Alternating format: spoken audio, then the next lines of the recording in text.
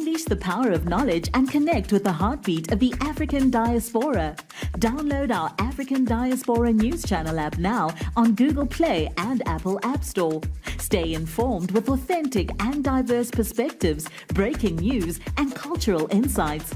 Immerse yourself in a community that celebrates unity, resilience, and progress. Experience the vibrancy of the diaspora at your fingertips. Don't miss out. Empower your perspective today. Search African Diaspora News Channel and join the conversation. Peace, family. My name is Vicki Dillard for African Diaspora News Channel. Thank you so much for tuning in. Be sure to give the video a big thumbs up, and share the broadcast. That way others receive notification that we're here. Yes, thank you so much, family. Now, I want you really to consider today's broadcast to be a part 2, really 3 or 4, of my other previous broadcasts that I have done related to how the United States Social Security Office have been giving checks, SSI, for Ukrainian migrants. And it has caused an absolute outrage. And even though I've been sounding the alarm for the past couple of years approximately on this, I did a recent broadcast and more and more people are paying attention. Other fallout has come about also where other foundational Black Americans, for example, those that are tax preparers and all that, they've been sounding the alarms at other immigrant groups like some of the Armenians that had Holocaust with the Turkish folk and all that are getting upwards of $100,000 in reparations write-off through the IRS. When they started to literally push for reparations years and years ago in these United States of America, supported by print publications in the United States, when it didn't go through the way they wanted it to, they found a sneaky and creative way to give them tangible, physical, literal benefits by giving them write-offs to the IRS. And according to one of the tax preparers, she said they're double dipping. And she said some of them don't even have to report the income that they get in these foreign countries. This is an absolute outrage. And foundational Black Americans, as these things are highlighted more, you all are getting outraged because you're realizing these are creative ways that the U.S. government in multiple ways could be providing us with tangibles. That's why we're providing you this information. Well, I'm giving you some more context to it. Even though I made some of this, you're aware of some of this, this was briefly touched on in some of my previous broadcasts on the Ukrainians. I want to really emphasize some of this, a little part that you might have missed, even though it was briefly touched on in some of my previous broadcasts. What is that? Do you all understand and know that Americans, regular smuggler Americans, which you can assume was mostly them folks, because we don't get down, Black folks don't get down like this, especially when we know you're a Nazi Ukrainian. We ain't just going to be opening our doors to you like that and stuff. And especially with Black folks that's looking for housing in some of these very cities and can't even afford to stay in those cities. Y'all know this not even us like that. But watch this. This CBS News report from 2023. Watch what it says. And I have to emphasize this because I'm going to connect the dots with my previous coverage on this. Yes. It says a year into the war in Ukraine, Americans across nearly 10,000 zip codes. Think about this. In all 50 states have applied to sponsor the arrival of more than 216,000 Ukrainians displaced by Russian invasion of their homeland, according to federal statistics obtained by CBS News. Americans that ain't never met these strangers, don't know nothing about their little, they type of KKK meetings and stuff, little symbols and what they little minds, the tendencies. Nearly 10,000 Americans across 10,000 zip codes, I should say, 10,000 different zip codes in all 50 states have signed up to sponsor these folks. Have they ever done that for you, family? Has anybody ever offered you housing like that? Has the government gone to bat for you to make sure that homeless Black folks, including homeless vets, folks that serve this country, aren't sleeping on the on outside and stuff like they in caves and animals and stuff, lions and tigers and bears? Watch this. It says so far, more than 115,000 Ukrainians have arrived in the U.S. under the sponsorship program. That was at this time, family. At the time of this piece from 2023, I'm giving you some context. Go with me, stay with me for a minute. I'm revealing something here, which the Biden administration set up 2 months after Russian President Vladimir Putin launched a large-scale military offensive against Ukraine in February 2022, right? It says triggering the largest refugee exodus in Europe since World War II. Listen to the terms there. Y'all know I'm going to get y'all, I'm going to get y'all the details, all right? It talks about how just in a matter of days, In a matter of just days last year, millions of Ukrainians, mostly women and children, fled the country. I'm skipping. Some of them, of course, were displaced in other European countries, but many of them have come to the United States, right? I'm skipping. It says, by all measures, the U.S. sponsorship program, y'all listen, called Uniting for Ukraine, is an unprecedented policy. Somebody say policy.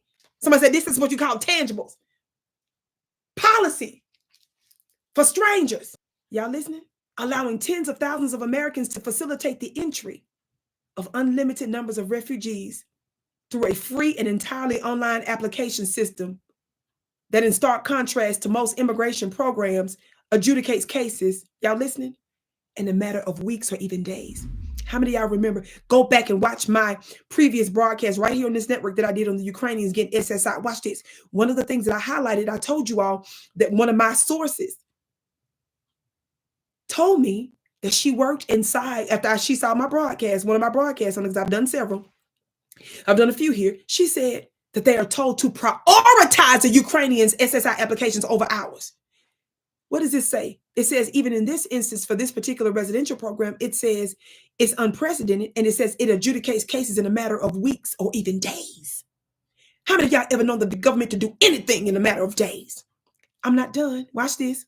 It says that it's also become one of the main symbols of the Biden administration's steadfast support of the Ukrainian war effort, which has received billions of dollars in aids and weapons from the United States. Right? I'm skipping. Y'all watch this. Y'all ain't ready. I told you a minute ago that the program, as of February 21st, is the U.S. Citizenship and Immigration Services, known as USCIS. Y'all look it up. Has received 216,210 requests to sponsor Ukrainian refugees from individuals living in 9,766 zip codes in all 50 states.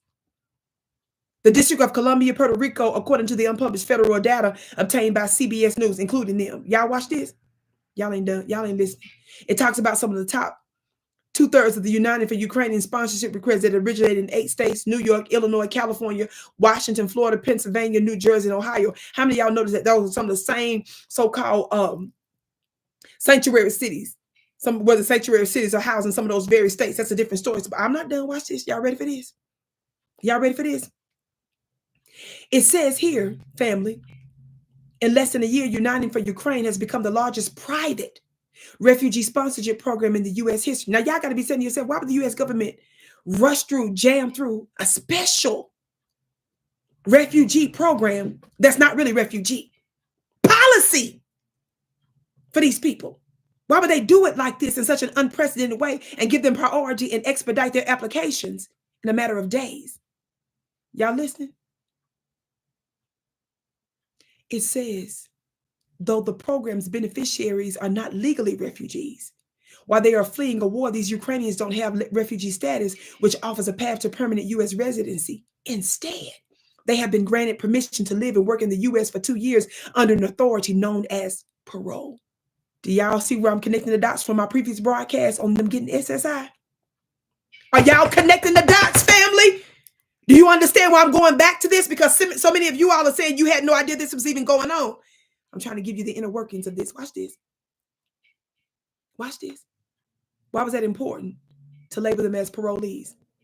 How many of y'all remember that when I exposed over and over again, now everybody's starting to get outraged because it's starting to get even more traction after my coverage here. Yes? Let's go back to the SSI. Let's go back to the Social Security Administration's website. Let's go back to the receipts from the Social Security Administration. What does it say? It says that Ukrainian humanitarian parolees and their spouses or children paroled after September 30, 2023 are eligible for supplemental security income, SSI benefits, if they meet the program's other requirements. The eligibility in part says what? Ukrainian citizens or nationals or non-Ukrainian individuals who have habitually resided in Ukraine. Ain't that a hell of a thing right there too? Who were paroled in the United States between February 24, 2022 and September 30, 2024. Or even after. Yeah, they ain't even been a year. We still just months away from when this program is, the time frame of this program. Y'all listening? Or after, it says if they are a spouse, child, or a primary caregiver of an individual parole during the time frame. It says even after are eligible for SSI. In order for them, family, to get that parolee status,